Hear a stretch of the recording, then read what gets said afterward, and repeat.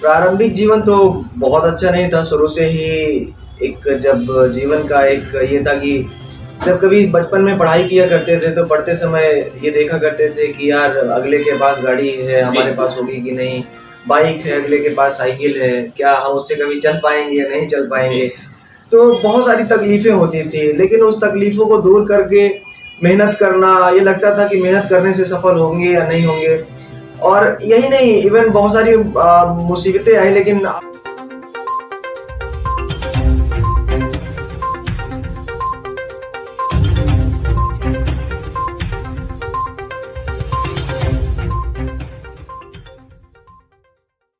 3 साल किया। अभी 7 सालों में 6 सालों में हमने तो बहुत कुछ खोया था सर। और मेहनत में कभी कोई कमी नहीं रखी, एक निष्पक्ष मेहनत की, कभी किसी के साथ बुरा नहीं किया और एक इंसानियत हमेशा सर बरकरार रही।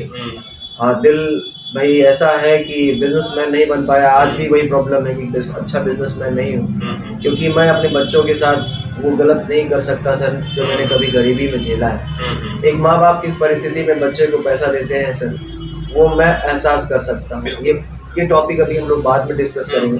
फिर कर्नल साहब, फिर अचानक एक ऐसा मुलाकात हुआ कि बोले फिर यार ऐसा कर, कहाँ है तू? मैंने बताया सर अभी से अकेडमी में काम करता हूँ। बोले यार कितना नौकरी छोड़ेगा? मैंने कहा सर पता नहीं, कभी जिंदगी का कोई स्थायित्व तो है भी या नहीं, कुछ कंफर्म नहीं है। बोले काम कर तू आ। फिर मैं गया, उन्होंने एक होटल में मुझे बुलाया। कभी इस होटल में 2 घंटे बीतते, फिर 3 दिन बाद फोन आता, इस रेस्टोरेंट में आजा, वहाँ बैठते हैं। फिर मैं, अब डर लगता था कि मैं इनसे बोलूँ तो क्या बोलूँ, बात क्या करूँ? अफसर हैं सर, बड़े अफसर होते हैं, कर्नल हैं तो बड़े अफसर हुए सर। तो फिर थोड़े दिन बाद जब मुलाकात हुई तो उन्होंने बात रख दी, यार एक काम करेगा मेरे लिए? मैंने कहा हाँ सर बोलिए क्या करना। भाई मेरे लिए बड़े गर्व की बात थी कि उन्होंने एक प्रश्न पूछा कि एक काम करेगा। मैंने कहा हाँ सर करूँगा, बोलिए। बोले कोचिंग खोलेगा? मैंने कहा कोचिंग खोलूंगा, मैं तो काम कर रहा हूँ, मैं क्या खोलूंगा सर कोचिंग, मेरे पास तो पैसे नहीं है। बोले पैसे की चिंता तू मत कर, मैं हूँ तेरे साथ। मैंने कहा सर मेरे लिए ये बात बहुत मुश्किल थी और समझता, मैं 2 दिन उस चीज़ को सोचता रहा। तो उन्होंने कहा कोचिंग तू खोल और तू अपने लिए कुछ कर, मैं तेरे साथ खड़ा हूँ। और ये बात मेरे लिए किसी आसमान के तारे तोड़ने जैसे कम नहीं, ऐसा लगता है कि मैं जमीन में नहीं थोड़ा सा ऊपर उठ रहा हूँ। तो जब उन्होंने मेरे सामने ये बात रखी, प्रस्ताव रखा, तो बोले एक काम कर, अब तू नौकरी छोड़ दे। मैं नौकरी छोड़ दूंगा तो खाऊंगा क्या?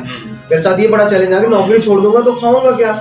तो बोले यार तू उसकी चिंता मत कर। अगले दिन वो आए और मुझे उनकी एक कार है, नैनो भी है, वो अलग से रखते हैं सब्जी के लाने के लिए, तो नैनो से आए, बोले काम कर यहाँ के मिल।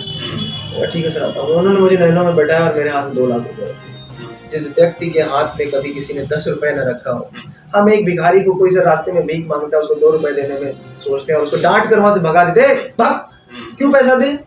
सोचिए सर, ऐसा नहीं है कि उसका जीवन उससे कट जाएगा या उससे वो 4 व्हीलर ले लेगा या बड़ा आलीशान होटल खड़ा कर लेगा, ऐसा नहीं है। वो आपसे 2 रुपए का एक्सपेक्टेशन रखता है क्योंकि आप कार से चल रहे हो और आप उस लायक हो कि उसको मना ना करो। मैं तो केवल ये विनती करता हूँ कि ईश्वर आपको और दे सर, और दे, लेकिन वो एक एक्सपेक्टेशन आपसे रख रहा है। सर मुझे नहीं लगता कि 2 रुपए आपको देने में कोई दिक्कत होगी। आप बड़े बड़े मॉल में जाते हो, रात को दारू पीते हो, ये करते हो, पर ढेर सारी चीजें होती हैं आपके जीवन में, आप ढेर सारे खर्च करते हो। तो वो एक चीज थी कि मेरे हाथ में उन्होंने 2 लाख रुपए रख दिए और बोले अब तुम्हें कोचिंग खोलना है। मैंने कहा सर मैं इसको लेके कहाँ जाऊंगा, इतना पैसा? मैं सच में, मेरे हाथ में पहली बार किसी ने इतना पैसा नोट रखा था। मेरे लिए वो बड़ा मिरेकल था कि मैं जिंदगी में क्या होगा क्या नहीं होगा कुछ पता नहीं था। उन्होंने कहा चल अब कोचिंग खोलते हैं। मैंने कहा कोचिंग खोलने के लिए जगह भी तो चाहिए। बोले काम कर, तू 2 दिन का समय ले और पूरा एस्टीमेट बना बैठ के। उन्होंने एक लैपटॉप दिया, बोला ले लैपटॉप और इस पे पूरा होमवर्क कर डाल, कितना खर्चा आएगा कोचिंग खोलने में, कितनी लागत आएगी, मेरे पास इतना पैसा रखा है। ठीक, मैंने कहा इतने में कैसे होगा सर? तो बोले तू चिंता मत कर, मैं हूँ तेरे साथ, व्यवस्था किया जाएगा। अब इस बात का भी डर था अगर कोचिंग खोले और सर के रिटायरमेंट का पैसा, ऑफिसर्स को ढेर सारा पैसा रिटायरमेंट में लगभग 1 करोड़ रुपए मिलता है सर। लेकिन भाई उन्होंने घर भी खरीदा, बहुत सारी चीजें लेने के बाद उनका खर्च ज़्यादा पैसे नहीं बचे थे उनके पास, तो एक नॉर्मल पेंशन आती थी। तो ये था कि अगर ना चली कोचिंग, क्योंकि मैं तो सर 10 साल से देख रहा था किस तरह लोग नई कोचिंग खोलते हैं, फिर बंद कर देते हैं, फिर ना चलने का डर। तो एक ये डर बराबर मुझे सता रहा था कि अगर कोचिंग ना चली तो इनके रिटायरमेंट का पैसा सर का डूब जाएगा, और डूबने के बाद फिर मैं किसको मुंह दिखाऊंगा, ना सर को दिखा पाऊंगा और ना समाज को दिखा पाऊंगा। मेरे सब सामने ये बहुत बड़ी मुसीबत आन खड़ी थी। मैंने पूरा होमवर्क किया, मैंने बताया कि सर शुरुआत में इतने लाख रुपए लगेंगे। बोले ठीक है, तो जगह ढूंढ। तो जब जगह ढूंढना शुरू किया तो सर एक कोचिंग यहाँ चलती थी ऊपर, तो उससे आगे उनसे आगे पूछा कि साहब मुझे कोचिंग खोलनी है, आपका नीचे वाला पोर्शन खाली हो गया। उन्होंने कहा नहीं नहीं नहीं, क्यों मिलेगा। हालांकि मैं उनसे एक बार पढ़ चुका था, लेकिन उन्होंने स्पष्ट मना कर दिया, नहीं नहीं क्यों मिलेगा, हम खुद वहाँ कोचिंग खोलेंगे। सर आपने तो छोड़ दिया। बोले नहीं मिलेगा। हमने कहा ठीक है, स्पष्ट मना कर दिया, कोई बनाएंगे। बहुत अजीब सा लगा और मैं वहाँ चला गया रोते हुए, थोड़ा सा अजीब सा लगा, सर आँख में आंसू आ चुके थे। फिर पता किया तो पता चला कि मकान मालिक जो यहाँ के हैं उन्होंने खाली करवाया है। तो मैंने रेफरेंस से पता किया तो मकान मालिक जो हैं वो वन विभाग के अधिकारी निकले। अब वो काफ़ी सीनियर होकर रिटायर हुए। तो मुझे लगा कि मैंने दत्त सर को बताया कि सर कर्नल सर ऐसी सी बातें हैं, और शायद अगर मैं बात करूंगा तो एक बच्चे वाली फीलिंग आएगी। सर बेहतर होगा कि अगर आप एक अफसर हैं, आप एक तरीके से उनसे अगर बात करेंगे तो वो शायद मान जाएंगे। कर्नल साहब ने उनको फ़ोन किया, नंबर मैंने निकलवाया, उन्होंने फ़ोन किया और वो खुश हो गए। अरे सर आप फ़ोन किए, ऐसा लगता है भगवान फ़ोन किया, आप बताइए सर कहाँ आना है, मैं खुद चला दूँ। कर्नल साहब ने बड़े नम्र और अच्छे व्यक्ति हैं, उन्होंने स्पष्ट कहा कि सर आप ऐसा करिए, आप बताइए, हम ही आपके यहाँ हैं, आप जाके बताइए। तो उन्होंने अपना एड्रेस बताया और वो आए। तो जब वहाँ हम लोग गए तो उससे पहले वो हाथ जोड़कर ऐसे खड़े हो गए, साहब मेरे घर में तो भगवान आ गया, ये वो। वही होता है कि ऑफिसर्स एक दूसरे की फीलिंग्स को समझते हैं। वो भी जंगल में ड्यूटी किया और वो भी एक अधिकारी के रूप में अपने कमांडिंग अफसर रहे, और भारतीय सेना को उन्होंने 28 साल 30 साल उन्होंने दिया। तो ये एक जीवन के अटूट अनुभव थे उनके जीवन के, कि कभी ऐसे समय आता कि किसी टेररिस्ट को मारने में कोई सिविलियन मर जाता, वो भी एक डर, ऑफिसर्स का अलग डर। तो जब हम रात में बंदूक लेके निकलते हैं सर सेना में, तो ये कंफर्म नहीं होता है कि अगले दिन की सुबह हम देख पाएंगे या नहीं देख पाएंगे। रात भर पहाड़ों पर चलना, पैदल चलना, -50 डिग्री टेम्परेचर के साथ सियाचिन में ड्यूटी करना, एक मामूली बात नहीं होती है सर, एक अधिकारी के लिए या फिर एक इंसान के लिए जो अपने दिल में फौज में जाने का एक सोच, एक सपना रखते हैं, तब जाके वो आदमी अधिकारी बनता। तो एक दूसरे को जान रहे थे। तो जाने के बाद फिर वहाँ गए, उनकी वाइफ ने सम्मान के साथ बैठाया और हंसता पानी उन्होंने बात किया कि सर ऐसी बात है, और चलो deal final, on the spot सब कुछ फाइनल हो गया। और उन्होंने पेमेंट का प्रक्रिया किया, तो उन्होंने कहा 2 महीने के एडवांस लगेगी, 1 महीने का कैश लगेगा। बोले ठीक है साहब कोई बात नहीं। वो हमने उनको दिया और चाबी हमारे हाथ लग गई। जब चाबी लगी तो ये था कि यार अब इंफ्रास्ट्रक्चर कैसे बनाना, सबसे बड़ा बिजनेस तो स्टार्ट कर दिया, ये तो बिजनेस का पार्ट है, लेकिन हमको तो एजुकेशन चलाना था, बच्चे को शिक्षा देना था। अब वो अधिकारी आदमी, ऑफिसर्स आदमी, उनको तो सीधा सा चीज समझा, उन्होंने ही मुझे सिखाया। मैं तो कहूँगा उन्होंने मुझे सिखाया और यहाँ तक पहुँचने का पूरा हौसला उन्होंने दिया। किसी के साथ गलत नहीं करना, एक एक चीज टोकते रहते सर, किसी के साथ गलत नहीं करना, कोई भी कुछ भी बोले ये नहीं करना है, ऐसा करना है, वैसा करना है। इवन गाड़ी चलाना तक सिखाते थे कि यार तुम गाड़ी गलत चला रहे हो, ये गलत कर रहे हो, वो गलत कर रहे हो। तो चीजें सीखता गया। अब ये था कि जब पार्ट्स में सामान रखवाना था, एल्युमिनियम्स लगवाने थे, तो सारा काम शुरू करा दिया। और कराते नीचे का जो पहला फ्लोर था, एक ही फ्लोर उन्होंने दिया था, 2 फ्लोर पे ऑलरेडी चीजें चल रही। अब शुरुआत हो गई सर कोचिंग एकेडमी की। आपका प्रश्न यही था कि कोचिंग एकेडमी शुरू हुआ। आपकी कोचिंग एकेडमी स्टार्ट हो गई और वो दिन था सर 19 अगस्त 2019। 19 अगस्त 2019 का वो दिन था जब कोचिंग स्टार्ट हुई। लेकिन सर एक बड़ी बात है कि इतने कम समय में कोचिंग का इतना बड़ा नाम होना, और ये कोचिंग आज दूर दूर तक बच्चों को एक नई दिशा दे रही है सर, अपने आप में बच्चों के सपनों को साकार करने का एक माध्यम बन रही है। तो ये सब कैसे संभव हुआ, इसके विषय में थोड़ा बताइए। ये मैंने आपको उस समय कहा सर कि ये कहानी थी और एक डर भी था। कहानी तो ईश्वर ने लिखी है जी। डर इस बात का था कि उस फौजी ने जो इतनी मेहनत से पैसा कमाया, जो उसको उसके बुढ़ापे को काटने के लिए दिया, उस व्यक्ति ने मेरे फ्यूचर के लिए पैसा लगा दिया, या हम सब अपने फ्यूचर के लिए पैसा लगा दिया। डर इस बात का था कि कहीं वो पैसा डूब न जाए। ये डर हमेशा बना रहता था कि मैं सर को और समाज को क्या जवाब दूंगा। सर शुरुआती दौर की अगर बात की जाए, जब कोचिंग आपकी शुरू हो गई और ये डर भी लग रहा था कि कहीं ऐसा ना हो कि पैसा डूब जाए, और खासकर डर तब लगता है जबकि व्यक्ति ने बहुत ही मेहनत से पैसा कमाया हुआ हो। तो जो कर्नल साहब थे उन्होंने चूंकि जंगल जंगल पहाड़ पहाड़ उन्होंने घुमा हुआ था और बड़ी मेहनत से पैसा कमाया था, तो उस डर के साथ में आपने जब शुरुआत करी तो वो शुरुआती अनुभव कैसे रहे, क्या क्या परेशानियां आई इस कोचिंग के शुरुआती दौर में और कैसे आप यहाँ तक पहुंचे? जब शुरुआत हुई तो फिर कुछ टीचर्स हायर किए गए और वो टीचर ने उन बच्चों को पढ़ाना शुरू किया। पहले ये था कि बच्चे कहाँ से लाए, कोई नाम नहीं जानता, सब मजाक उड़ाते, अरे नहीं चल पाएगा, अरे बंद हो जाएगा, ये हो जाएगा। चुनौतियां तो थी और नया नाम भी था कैडेट्स पॉइंट डिफेंस एकेडमी। पहले तो नाम को लेके इतना मंथन कर्नल सर ने किया, उन्होंने नाम दिया, तो ये डर था कि यार कैसे चलाना है, क्या करना है। तो हमने कहा कोई नहीं सर, आप टेंशन मत लो, जो होगा देखा जाएगा, मेहनत से तो पीछे नहीं हट सकते, क्योंकि अब आपने मुझे एक मौका दिया है, अब आपने दिया है ईश्वर ने, मैं तो आप ही को ईश्वर मानूंगा क्योंकि आपने मुझे मौका दिया। अब इसको कैसे चलाना है उसके लिए हम लोग दिन रात मेहनत करेंगे। तो ये ठान चुके थे कि क्या करना है। तो एक बैच के लिए हमने पम्पलेट्स यहाँ वहाँ बांटना शुरू किया, लोगों के कोचिंग के इधर उधर साइड में बांटना शुरू किया। धीरे धीरे लोग जानना शुरू हुए कैडेट्स पे, इतना नहीं जानते थे। मार्केटिंग करना शुरू किया, थोड़ा थोड़ा करके पैसा लगाना शुरू किया। अब इकट्ठा भी नहीं लगा सकते, तो पता चला जो पूंजी हमारे पास रखी हुई इकट्ठा लगा दिया और कोई ऐसी आपदा आ गई जिससे हम उसे उभर ना पाए जीवन और हमें बंद करना पड़े। तो वो भी एक डर था, सताता रहता था प्रॉपर। तो एक समय ऐसा आया जब बच्चों का एक छोटा सा क्राउड आया, लगभग 38 बच्चों का, 38 स्टूडेंट्स हुए हमारे पास एयरफोर्स के। और उस दौरान हमने कुछ टीचर्स हमारे बाहर भी चले गए, छोड़ दिए। उसके बाद कुछ टीचर्स हमने नए हायर किए, वो आए, मेहनत किया गया, बच्चों को पढ़ाया गया।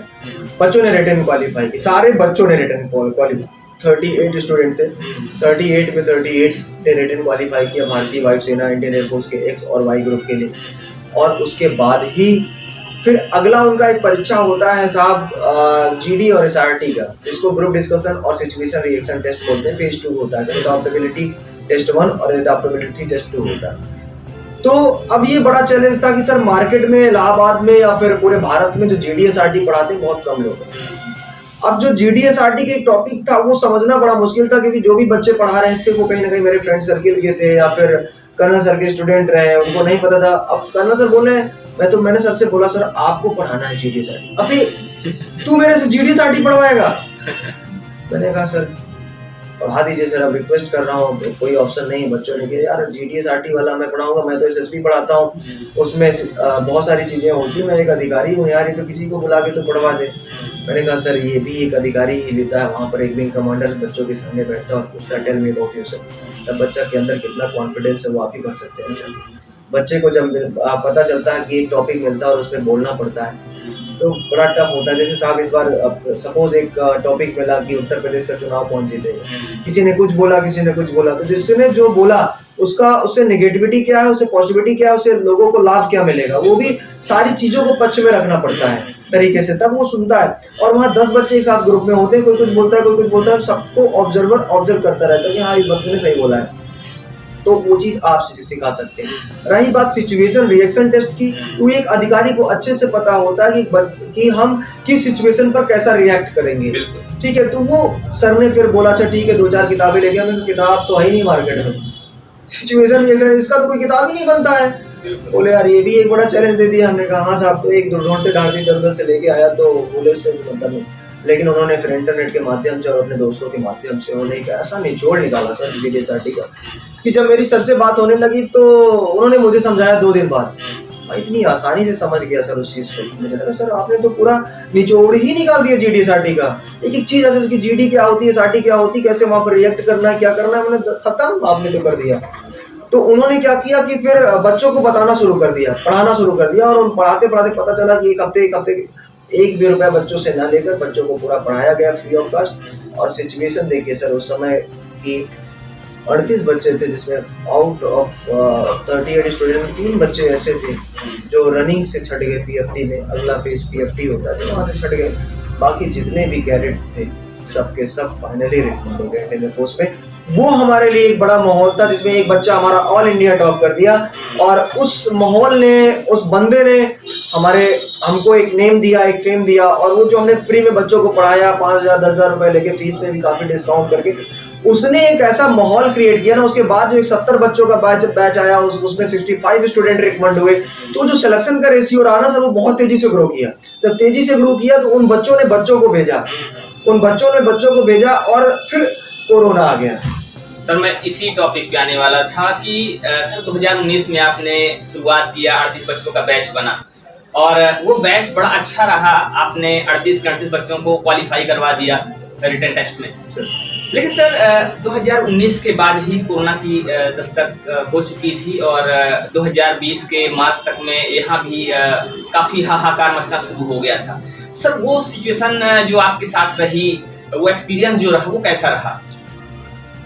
मुझे आज भी याद है सर कि वो सिचुएशन जब 21 मार्च को लॉकडाउन की घोषणा हुई, घोषणा तो पहले ही हो चुकी थी, लेकिन ये था कि अब बंद करना है प्रॉपरली, तो ये था कि एक हफ्ते में तो खुल ही जाएगा। महामारी नॉर्मल रही होगी, नहीं इतना अनुमान था, लेकिन धीरे धीरे वो चीज़ें बढ़ती गई। जब बढ़ती गई तो सिचुएशन बढ़ती गई और गवर्नमेंट ने पूरी तरह से लॉकडाउन लगा। गवर्नमेंट के लॉकडाउन लगाने के बाद परिस्थितियाँ इतनी अच्छी नहीं थी, पैसा तो अब तब भी हमको घर से ही देना पड़ रहा था।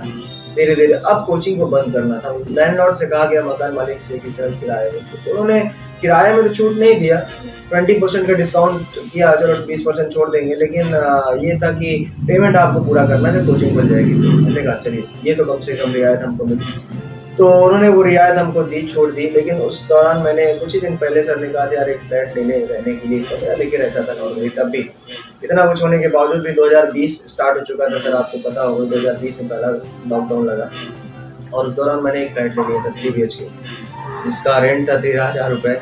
और उसी दौरान जब लॉकडाउन लगा तो मैंने 1-2 महीने का किराया तो किसी तरह दे पाया। उसके बाद फिर मैंने वो छोड़ के फिर जहाँ कमरे में रहता था, फिर आंटी से उनसे बात की कि आंटी खाली है क्या रूम? बोले क्या हो गया बेटा? मैंने कहा ये सिचुएशन हुई थी। फिर मैंने कमरा के वहाँ से छोड़ दिया, फ्लैट को छोड़ के फिर कमरे में शिफ्ट हुआ, वहाँ रहना शुरू किया। फिर लॉकडाउन में घर चला गया, करता क्या सर।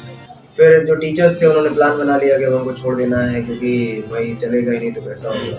कुछ सर को बुलाइए, बात करिए। फिर मैंने सर को बुलाया, बात किया, तो उन्होंने उनसे प्रस्ताव रखा कि सर हमको इतने 1000 रुपये दे दीजिए ताकि हमारा खर्चा चलता रहे और आप ऑनलाइन की कुछ व्यवस्था करिए पढ़ने पढ़ाने की। तब लोगों को ऑनलाइन के बारे में इतना नहीं पता था, नहीं जानकारी थी कि कैसे पढ़ाना, क्या करना। फिर हमने एक मोबाइल नया खरीदा और मोबाइल खरीदने के बाद एक स्टैंड खरीदा, माइक खरीदा, ऑनलाइन एक यूट्यूब चैनल बनाया। वही दौरान था जब यूट्यूब चैनल भी बना। तो यूट्यूब चैनल बनाने के बाद फिर कैरेट्स पॉइंट डिफेंस एकेडमी का अपना एक यूट्यूब चैनल तैयार हुआ और उस पर फिर हमने ऑनलाइन क्लासेस देना शुरू किया। जो हमारे लोग थे, जो टेलीकॉलर्स थे, रिसेप्शनिस्ट थे, उन्होंने मेहनत किया, काम किया, उनको एक लीड दिया, एक टारगेट दिया। लोग तो काम करते ही थे, उनको सैलरी भी प्रॉपर हम देते गए।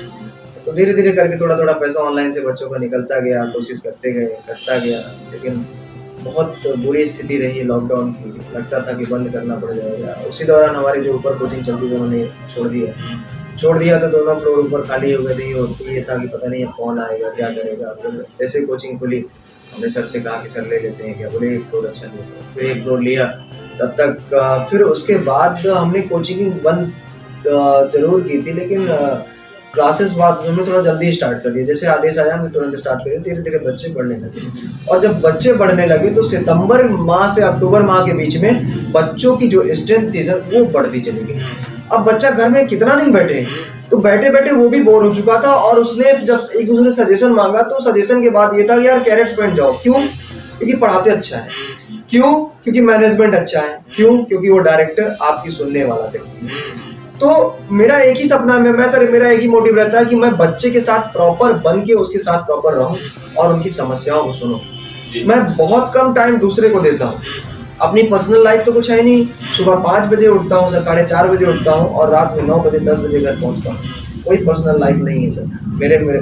मेरे जो सबसे पर्सनल है वो मेरे बच्चे हैं, उन बच्चों का भविष्य है। उन बच्चे के भविष्य को संवारने के लिए मैंने ये लॉकडाउन क्लियर किया। उसके बाद फिर दूसरा भी लॉकडाउन आया, उसमें भी मुसीबतें झेली, लेकिन वो दूसरा लॉकडाउन खत्म होने के बाद फिर जो क्राउड थी ना, फिर मैं उसको संभाल नहीं पाया सर। ये आप लोगों का प्यार, आप लोगों का आशीर्वाद और बच्चों का प्रेम रहा। एक अच्छा रिजल्ट रहा। सीडीएस में भी बच्चे रिकमेंड हुए, एनडीए में भी रिकमेंड हुए अच्छी खासी मात्रा में। 43 बच्चों का चयन इससे पहले वाले रिजल्ट में हुआ। तो लगभग हजारों बच्चे तब तक अभी इस दौरान सेलेक्ट हो चुके हैं। तो उनका जो प्रेम मिलता है और आप सबका जो स्नेह मिलता है, उसकी वजह से एक दूसरे के संबंध से बच्चे, एक बच्चा हमारे यहाँ पढ़ने आता है तो सर 20-20 बच्चे लेके आता है। सर एक चीज और जानना चाहूंगा कि जैसे अभी यहाँ पे मैं देख रहा था कि क्लासेस चल रही हैं, बहुत अच्छी क्लासेस हैं, प्रॉपर्ली टीचर्स पढ़ा रहे हैं सर। लेकिन सर डिफेंस में एक बड़ी चीज होती है फिजिकल ट्रेनिंग और बहुत सारी और भी चीजें होती जो अभी आप बता रहे थे। सिचुएशन रिएक्शन टेस्ट की बात कर रहे थे, और बहुत सारी चीज़ें होती हैं, एसएसबी होता है। तो सर अगर हम फिजिकल ट्रेनिंग की बात करें या फिजिकल जो बच्चों को सिखाया जाता है बहुत सारी चीज़ें, तो उसकी क्या व्यवस्था है सर यहाँ पे? देखिए, पहले का क्या था कि हम लोगों ने ग्राउंड ले रखा था, बगल में परेड ग्राउंड ले क्या रखा था, वहाँ जाते थे बच्चों को ट्रेनिंग कराने। उससे पहले एनसीसी 17 यूपी बटालियन हमारे यहाँ एग्जीक्यूटिव अफसर AK सिंह सर है, तो जो अधिशासी अधिकारी रहे NCC to UP RTM, लेकिन उनका जो रिटायरमेंट हुआ तो वो प्रॉपर यहाँ हो गए। हमारे यहाँ जितने भी हैं सर सिविलियंस बहुत कम, नॉन सिविलियंस ऑर्गेनाइजेशन से हैं, तो ऑफिसर्स ही हैंडल करते हैं और ऑफिसर्स परमानेंट बैठते हैं, बच्चों से भी डील करते थे, गार्जियन को भी समझाना बताना, ये सारी चीज़ें होती हैं। तो इस बीच ग्राउंड की जो आवश्यकता हो, तो कुछ दिन तो 17 यूपी बटालियन में बच्चों को NSG commando Manoj Chand ji proper training देते थे। उसके बाद धीरे धीरे चीज़ें बढ़ी, तो फिर कुछ दिन मदन मोहन मौलवी में गए, फिर कोरोना लग गया, फिर वो बंद हो गया, फिर पैसे का अभाव, वो समस्या रहती थी। फिर ये था कि यार फ्री ग्राउंड देखते हैं, ऐसा करते हैं कि संगम में एक ग्राउंड है, परेड ग्राउंड के नाम से जाना जाता है, फिर हम लोग वहाँ कराते थे।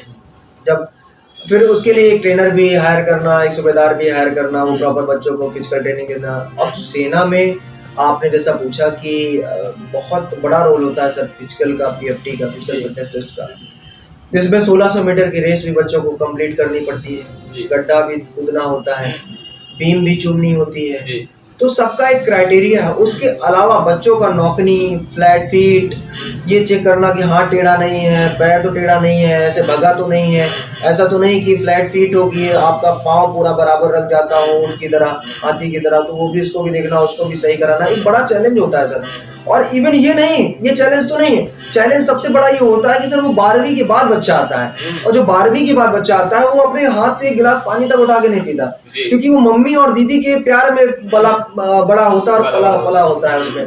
तो ये एक समस्या रहती है, और उन बच्चों को धीरे धीरे करके हम उसको एक शेप में लाते हैं, तैयार करते हैं और उसको मजबूत बनाते हैं। मजबूत बनाने के साथ साथ हमारा एक मेन उद्देश्य होता है सर उस बच्चे को एक बेहतर इंसान भी बनाना। बेहतर इंसान बनाने के लिए उसके खाने से लेके, उसके पहनने से लेके, उसके हेयर कटिंग से लेके, नाखून से लेके बहुत सारी चीज़ों को हमको बदलना पड़ता है सर। लेकिन कुछ में गार्जियन भी गुस्सा हो जाते हैं, कुछ में बच्चे भी गुस्सा हो जाते हैं, लेकिन अगर हम गुस्सा हो जाएंगे तो जो फौज का सपना लेकर आते हैं ना सर बच्चे, वो पूरा नहीं होगा। तो ये रहता है सर कि फिजिकल ट्रेनिंग को लेके बड़ा टाइट होना पड़ता है। और अब हमारे पास एक CMP डिग्री कॉलेज का नाम आपने सुना होगा, उसका ग्राउंड हमने लीज पे ले लिया है, और प्रॉपर अब हम जो हमारी फिजिकल ट्रेनिंग होती है प्रॉपर वहाँ पर स्टार्ट होने वाली है, जहाँ पर हमने बच्चों को पूरा आर्मी कमांडो के तरीके से हमने वहाँ पर टास्क बना रखे हैं, सारी चीज़ बना रखा है। उसके बाद एक GTO ग्राउंड हमारा सिविल लाइंस में 2.5 एकड़ में हमने सिविल लाइंस में बना रखा है ना।